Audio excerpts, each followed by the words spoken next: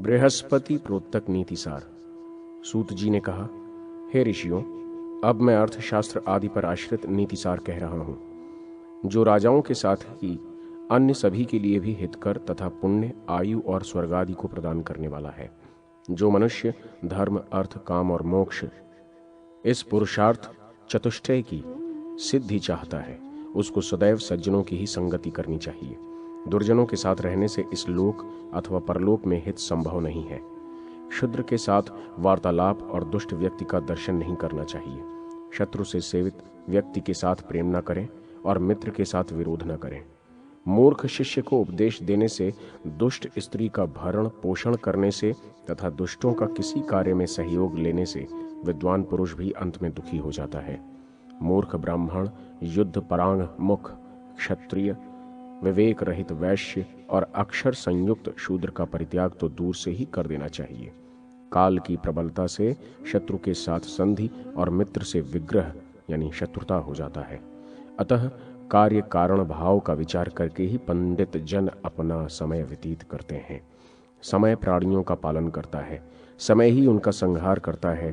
उन सभी के सोने पर समय अर्थात काल जागता रहता है। अतः समय बड़ा ही दुरतिक्रम है, अर्थात समय को जीतना बड़ा ही कष्ट साध्य है। समय पर ही प्राणी के पराक्रम का क्षरण होता है। समय आने पर ही प्राणी गर्भ में आता है। समय के आधार पर ही उसकी सृष्टि होती है और पुनः समय ही उसका संहार भी करता है। काल निश्चित ही नियम से नित्य सूक्ष्म गति वाला ही होता है। तब भी हमारे अनुभव में उसकी गति दो प्रकार से होती है, जिसका अंतिम परिणाम जगत का संग्रह ही होता है। ये गति स्थूल एवं सूक्ष्म रूप में दो प्रकार की होती है। ऋषियों, बृहस्पति ने इंद्र से इस नीतिसार का वर्णन किया था, जिसके कारण सर्वज्ञ होकर इंद्र ने दैत्यों का विनाश करके देवलोक का आधिपत्य प्राप्त किया था। ब्राह्मण कल्प राजर्षियों को नित्य देवता एवं ब्राह्मण आदि का पूजन करना चाहिए तथा महान पातकों को नष्ट करने वाले अश्वमेघ यज्ञ का अनुष्ठान करना चाहिए। उत्तम प्रकृति वाले सज्जनों की संगति, विद्वानों के साथ सत्कथा का श्रवण और लोभ रहित मनुष्य के साथ मैत्री संबंध स्थापित करने वाला पुरुष दुखी नहीं होता। दूसरे की निंदा, दूसरे का धन ग्रहण, पराई स्त्री के साथ परिहास तथा पराये घर में निवास कभी नहीं करना चाहिए। हितकारी अन्य व्यक्ति भी अपने बंधु हैं और यदि बंधु अहितकर है तो वो भी अपने लिए अन्य है। शरीर से ही उत्पन्न हुई व्याधि अहितकर होती है, किंतु वन में उत्पन्न हुई औषधि उस व्याधि का निराकरण करके मनुष्य का हित साधन करती है। जो मनुष्य सदैव हित में तत्पर रहता है वही बंधु है। जो भरण पोषण करता है वही पिता है। जिस व्यक्ति में विश्वास रहता है वही मित्र है और जहाँ पर मनुष्य का जीवन निर्वाह होता है वही उसका देश है। जो आज्ञा पालक है वही वास्तविक भृत्य यानी सेवक है। जो बीज अंकुरित होता है वही बीज है। जो पति के साथ प्रिय संभाषण करती है वही वास्तविक भार्या है। पिता के जीवन पर्यंत पिता के भरण पोषण में जो पुत्र लगा रहता है वही वास्तव में पुत्र है। जो गुणवान है उसी का जीवन वास्तव में सार्थक है। जो धर्म में प्रवृत्त है वही जीवित है। जो गुण धर्म विहीन है उसका जीवन निष्फल है। जो भार्या गृह कार्य में दक्ष है, जो प्रियवादिनी है, जिसके पति ही प्राण है और जो पति परायणा है, वास्तव में वही भार्या है। जो नित्य स्नान करके अपने शरीर को सुगंधित द्रव्य पदार्थों से सुवासित करने वाली है, प्रियवादिनी है, अल्पाहारी है, मितभाषणी है, सदा सब प्रकार के मंगलों से युक्त है। जो निरंतर धर्मपरायण है, निरंतर पति की प्रिय है, सदा सुंदर मुख वाली है तथा जो ऋतुकाल में ही पति के सहगमन की इच्छा रखती है वही भार्या है। इन लक्षणों से समन्वित स्त्री समस्त सौभाग्यों की अभिवृद्धि कारिणी होती है। जिस मनुष्य की ऐसी भार्या है वो मनुष्य नहीं, देवराज इंद्र है। जिस मनुष्य की भार्या विरूप नेत्रों वाली, पापिनी, कलह प्रिय और विवाद में बढ़ चढ़कर बोलने वाली है, वो पति के लिए वास्तव में वृद्धावस्था ही है। वास्तविक वृद्धावस्था वृद्धावस्था नहीं है। जिसकी भार्या पर पुरुष का आश्रय ग्रहण करने वाली है, दूसरे के घर में रहने की आकांक्षा रखती है, कुकर्म में संलग्न है तथा निर्लज्ज है, वो पति के लिए साक्षात वृद्धावस्था स्वरूप है। जिस पुरुष की भार्या गुणों का महत्व समझने वाली है, पति का अनुगमन करने वाली और स्वल्प से भी स्वल्प वस्तु से संतुष्ट रहने वाली है, पति के लिए वही सच्ची प्रियतमा है, सामान्य प्रिया नहीं है। दुष्ट पत्नी, दुष्ट मित्र तथा प्रत्युत्तर देने वाला भृत्य और सर्पयुक्त घर में निवास साक्षात मृत्यु ही है। मनुष्य को दुर्जनों की संगति का परित्याग करके साधुजनों की संगति करनी चाहिए और दिन रात्रि पुण्य का संचय करते हुए नित्य अपनी अनित्यता का स्मरण रखना चाहिए। जो स्त्री सर्प के कंठ में रहने वाले विष के समान है, जो सर्प के फणों के सदृश भयंकर है, जो रौद्र रस की साक्षात मूर्ति है, जो शरीर से कृष्ण वर्ण की है, जो रक्त के सदृश लाल लाल नेत्रों के द्वारा दूसरे के हृदय को भयभीत कर देने वाली है, जो व्याघ्र के समान भयानक है, जो क्रोध वेदना एवं प्रचंड अग्नि की ज्वाला की भांति धधकने वाली और काक के समान जिह्वा लोलुप है, अपने पति से प्रेम न रखने वाली है, भ्रमित चित्त वाली तथा दूसरों के पुर यानी घर नगर आदि में जाने वाली अर्थात पर पुरुष की इच्छा रखने वाली है, वो स्त्री कदापि सेव्य नहीं है। दैववश कभी अल्प सामर्थ्यवान व्यक्ति भी शक्तिशाली हो सकता है, कृतघ्न व्यक्ति भी कभी सुकृत कर सकता है, अग्नि में कभी शीतलता भी आ सकती है, हिम में उष्णता भी आ सकती है, किंतु वैश्या में पुर विषयक अनुराग नहीं हो सकता। घर के अंदर भयंकर सर्प देख लिए जाने पर, चिकित्सा रोग होने पर भी, रोग बने ही रहने पर, बाल्य युवा आदि अवस्था से युक्त ये शरीर काल से आवृत्त है, ये समझने पर भी कौन ऐसा व्यक्ति है जो धैर्य धारण कर सकता है। अध्याय 108। नीतिसार निरूपण। सूत जी ने कहा, आपत्ति काल के लिए धन का संरक्षण करना चाहिए, स्त्रियों की रक्षा के लिए धन का उपयोग करना चाहिए एवं अपनी रक्षा में स्त्री एवं धन दोनों का उपयोग करना चाहिए। कुल की रक्षा के लिए एक व्यक्ति का, ग्राम की रक्षा के लिए कुल का, जनपद के हित के लिए ग्राम का और अपने वास्तविक कल्याण के लिए पृथ्वी का भी परित्याग कर देना चाहिए। नरक में निवास करना अच्छा है, किंतु दुष्चरित्र व्यक्ति के घर में निवास करना उचित नहीं है। नरकवास के कारण पाप विनष्ट हो जाता है, किंतु दुष्चरित्र व्यक्ति के घर में निवास करने से पाप की निवृत्ति नहीं होती। बुद्धिमान पुरुष एक पांव को स्थिर करके ही दूसरे पांव को आगे बढ़ाता है, इसीलिए अगले स्थान की परीक्षा के बिना पूर्व स्थान का परित्याग नहीं करना चाहिए। दुष्ट जनों से व्याप्त देश, उपद्रवग्रस्त निवास भूमि, कृपण राजा तथा मायावी मित्र का परित्याग कर देना चाहिए। कंजूस के हाथ में पहुंचे हुए धन, अत्यंत दुष्ट और आग्रही व्यक्ति के पास संचित ज्ञान, गुण एवं पराक्रम से रहित रूप तथा आपत्ति काल से परामुख मित्र से मनुष्य को क्या लाभ हो सकता है। जो पदासीन अधिकार व्यक्ति है, उसके कभी न देखे गए बहुत से व्यक्ति भी सहायक हो जाते हैं और सभी व्यक्ति मित्र हो जाते हैं, परंतु जब वही व्यक्ति पदच्युत और अर्थहीन हो जाता है तो उसके असमय में स्वजन भी शत्रु हो जाते हैं। आपातकाल में मित्र, युद्ध में वीर, एकांत स्थान में शुचिता, विभव के क्षीण हो जाने पर पत्नी तथा दुर्भिक्ष के समय अतिथि प्रियता की पहचान होती है। पक्षी गण फल रहित वृक्षों का परित्याग कर देते हैं। सारस पक्षी सूखे हुए सरोवर को छोड़कर अन्यत्र चले जाते हैं। वैश्याएं धन से रहित होने पर पुरुष को छोड़ देती हैं। मंत्री भ्रष्ट राजा का त्याग कर देते हैं। भौरे बासी पुष्प को त्याग कर नव विकसित कुसुम पर चले जाते हैं और मृग जले हुए वन का परित्याग कर अन्यत्र आश्रय लेते हैं। इस प्रकार ये स्पष्ट है कि स्वार्थवश ही सभी प्राणी एक दूसरे से प्रेम करते हैं। वास्तव में कौन किसका प्रिय है? अर्थ प्रदान के द्वारा लोभी मनुष्य को, करबद्ध प्रणाम निवेदन से उदार चेता व्यक्ति को, प्रशंसा करने से मूर्ख व्यक्ति को और तात्विक चर्चा से विद्वान पुरुष को संतुष्ट किया जा सकता है। सद्भाव रखने से देवगण, सज्जन वृंद एवं द्विजाति संतुष्ट होते हैं। इनके अतिरिक्त साधारण लोग खान पान तथा पंडित जन मान सम्मान से संतुष्ट हो जाते हैं। प्रणिपात निवेदन से उत्तम प्रकृति वाले सज्जन पुरुष को, भेद नीति से धूर्त तथा अपनी अपेक्षा कम पराक्रम वाले व्यक्ति को थोड़ा बहुत देकर और अपने समान पराक्रम वाले को अपनी अपेक्षा के अनुकूल धन देकर वश में किया जा सकता है। जिसका जैसा स्वभाव हो उसके अनुरूप वैसा ही प्रिय वचन बोलते हुए उसके हृदय में प्रवेश कर चतुर व्यक्ति को यथाशीघ्र उसे अपना बना लेना चाहिए। नदी, नख तथा श्रृंग धारण करने वाले पशु, हाथ में शस्त्र धारण किए पुरुष, स्त्री और राज परिवार विश्वास करने योग्य नहीं होते।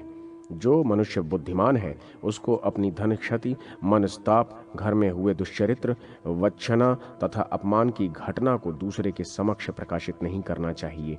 नीच और दुर्जन व्यक्ति का सानिध्य, अत्यंत विरह तथा सम्मान, दूसरे के प्रति स्नेह एवं दूसरे के घर में निवास, ये सभी नारी के उत्तम शील को नष्ट करने वाले हैं। किसके कुल में दोष नहीं है? रोग से कौन पीड़ित नहीं है? कौन दुखी नहीं है? और किसकी धन संपत्तियां सदैव विद्यमान रही हैं? इस पृथ्वी पर धन प्राप्त कर कौन अहंकार से भरा नहीं है? किस पर विपत्तियां नहीं आई हैं? स्त्रियों के द्वारा किसका मन क्षुब्ध नहीं किया गया है? और राजाओं का प्रिय कौन रहा है? कौन काल कवलित नहीं हुआ है? किस याचक का स्वाभिमान नष्ट नहीं हुआ है? कौन दुर्जन के जाल में फंसकर कुशल पूर्वक जीवन यापन कर सकता है? अर्थात कोई नहीं कर सकता। जिस मनुष्य के मित्र, स्वजन, बंधु बांधव नहीं है, जिसके पास अपनी बुद्धि नहीं है, वो कैसे अपने जीवन में सफल हो सकता है? और जिस कर्म के संपन्न होने पर भी फल का उदय नहीं दिख रहा है, उस कर्म के अनुष्ठान से क्या लाभ? ऐसे ही जो संपत्ति परिणाम में बहुत बड़ा दुख देने वाली है, उसका संग्रह कौन बुद्धिमान व्यक्ति करेगा?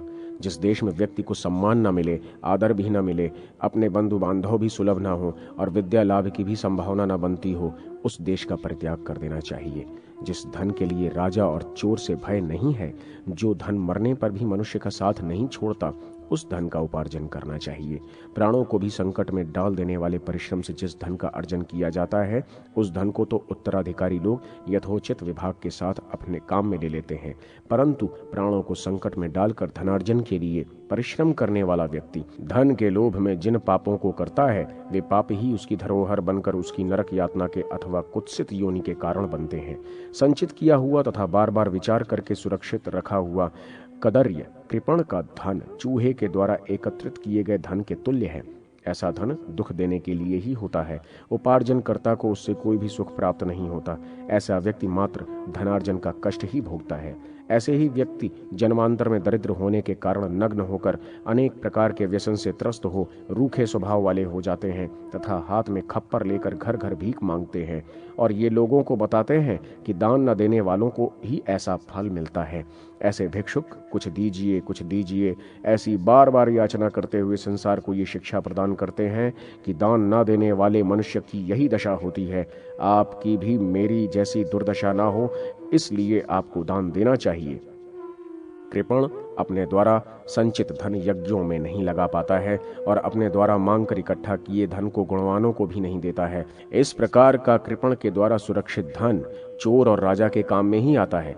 कृपण का धन देवता, ब्राह्मण, बंधु तथा आत्महित के लिए नहीं होता, वो तो अग्नि, चोर अथवा राजा के लिए होता है। अत्यंत कष्ट से अर्जित किया गया धन, धर्म का अतिक्रमण करके अर्जित किया गया धन अथवा शत्रु को साष्टांग प्रणाम करके और उसकी अधीनता स्वीकार करके प्राप्त किया गया धन, इस प्रकार का धन तुझे कभी प्राप्त न हो।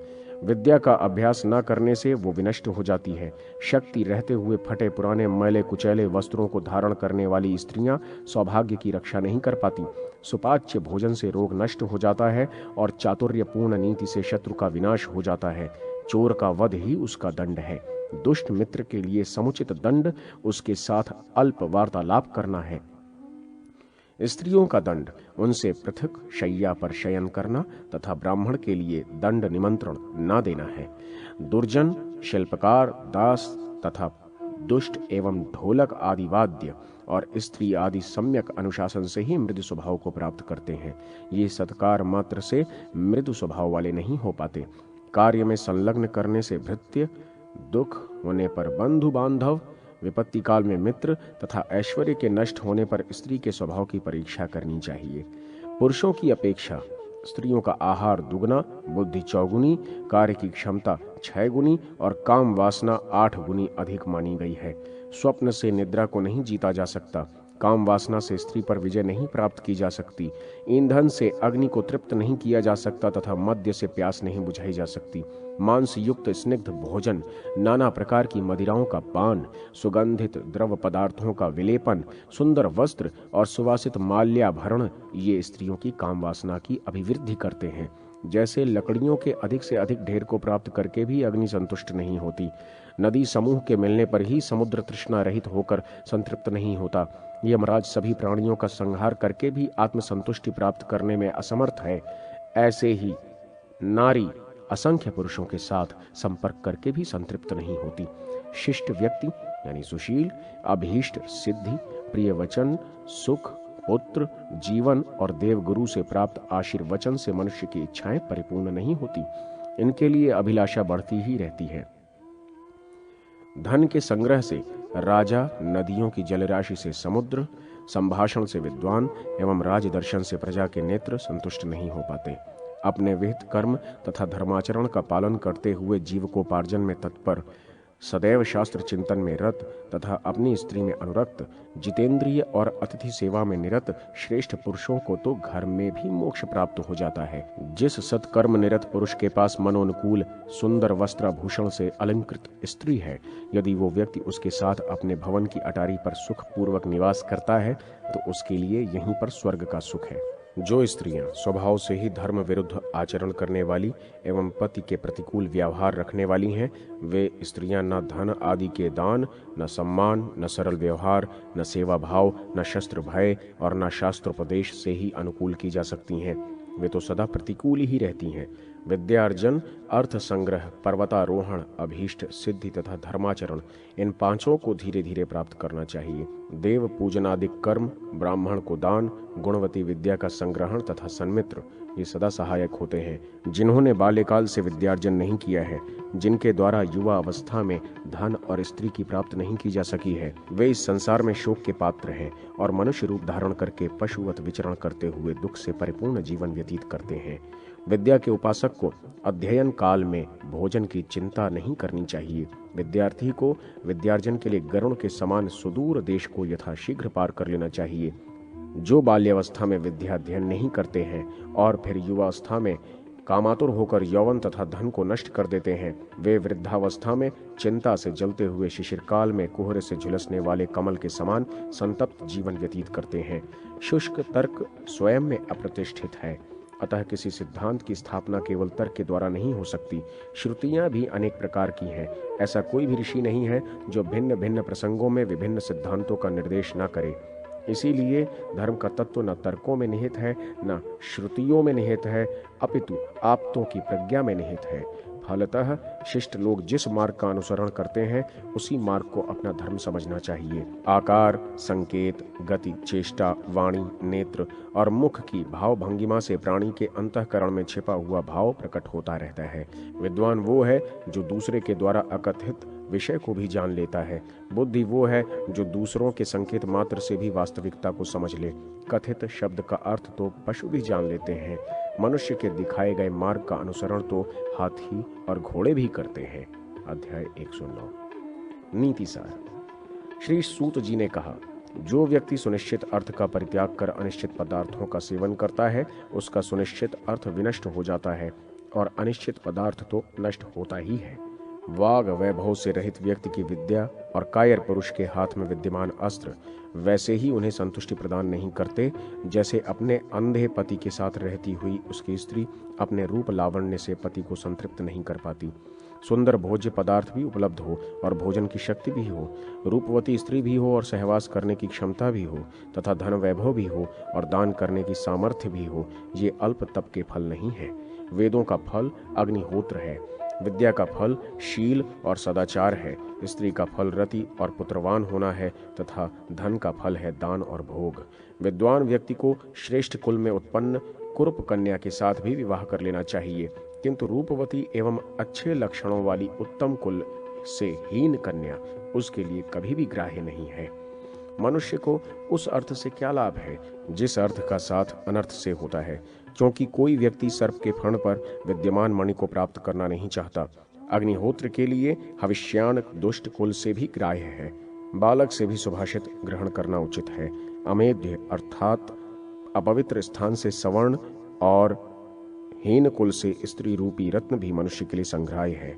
विष से अमृत ग्राह्य है, अपवित्र स्थल से भी स्वर्ण ग्राह्य है तथा नीच व्यक्ति से श्रेष्ठ विद्या भी ग्रहण करने योग्य है और दुष्कुल से भी स्त्री रत्न ग्राह्य है। राजा के साथ मित्रभाव और सर्प का विषहीन होना संभव नहीं है। वो कुल पवित्र नहीं रहता जिस कुल में स्त्रियां ही उत्पन्न होती हैं। अपने कुल के साथ भागवत का संपर्क कर देना चाहिए। पुत्र को विद्याध्ययन में लगाना चाहिए, शत्रु को व्यसन में जोड़ देना चाहिए तथा जो अपने इष्ट पुरुष हैं उन्हें धर्म में नियोजित करना चाहिए। विद्वान मनुष्य को नौकर और आभूषणों को यथोचित स्थान पर नियुक्त करना चाहिए, क्योंकि चूड़ामणि कभी चरण में सुशोभित नहीं होती है। चूड़ामणि समुद्र, अग्नि, घंटा, अखंड, अंबर और राजा ये सिर पर धारण करने योग्य होते हैं, अर्थात आदरणीय है। प्रमादवश भी इन्हें चरण में स्थान नहीं देना चाहिए। मनस्वी व्यक्ति की पुष्प स्तबक के समान दो ही स्थितियां होती हैं, या तो वो सबके सिर पर ही रहता है अथवा वन में ही चला जाता है। मणि स्वर्णाभूषण में सन्निविष्ट करने के योग्य होती है। यदि वो मणि लाख से निर्मित आभूषण में सन्निहित की जाती है तो उस कुसंगति के कारण वो न स्वयं संक्षुब्ध होकर विलाप करती है और न सुशोभित ही होती है।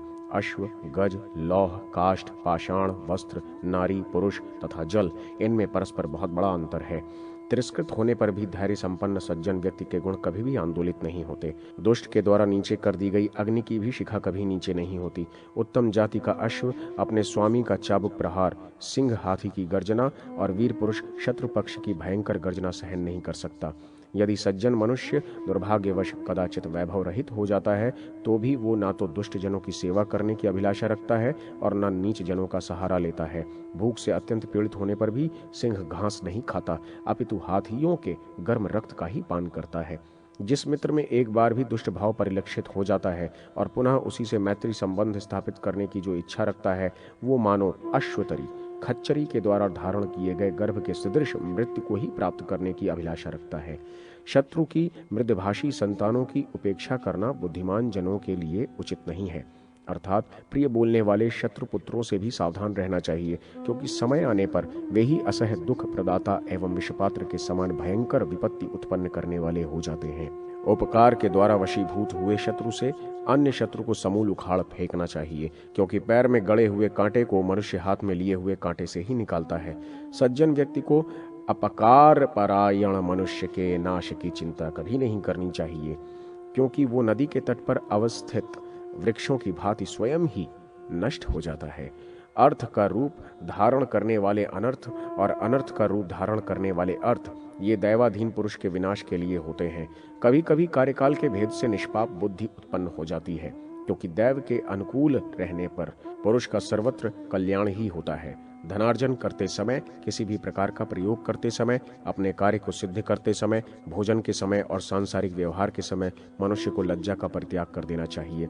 जिस देश, प्रांत, नगर एवं ग्राम में धनवान, क्षेत्रीय, राजा, नदी तथा वैद्य ये पांच नहीं रहते हैं, वहां बुद्धिमान व्यक्ति का रहना उचित नहीं है। जहां आना जाना ना हो, जहां अनुचित आचरण को रोकने के लिए भय की संभावना ना हो, लज्जा ना हो तथा दान की प्रवृत्ति ना हो, वहां तो एक भी दिन निवास नहीं करना चाहिए।